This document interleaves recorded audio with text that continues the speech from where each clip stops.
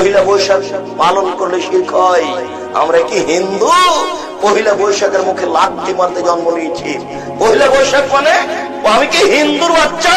পহিলা বৈশাখের মুখে লাথি মারতে জন্ম নিয়েছি।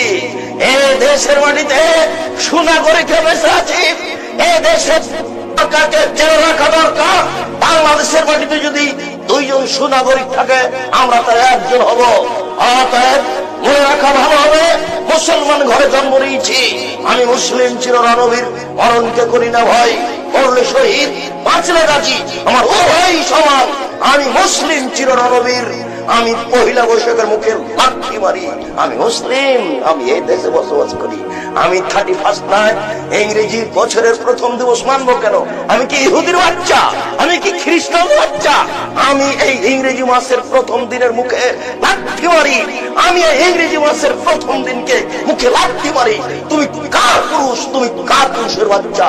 তোমার শরীরে পুজ আছে, তুমি মূর্খ, তুমি বর্বর, তুমি অসভ্য। যত যুবক যুবতী এইসব দিবস মানে, যারা পান্তা ভাত নিয়ে গিয়ে বট গাছের নিচে ইলিশ মাছ দিয়ে খায়, এবং যারা একে মানে, যাকে এরা হিসাব করে, যত নেতা, যত নেত্রী, যত ছাত্রী, যত ছাত্র, যত শিক্ষক, যত শিক্ষিকা, এরা সবাই বন্য, এরা সবাই বর্বর, এরা সবাই অসভ্য।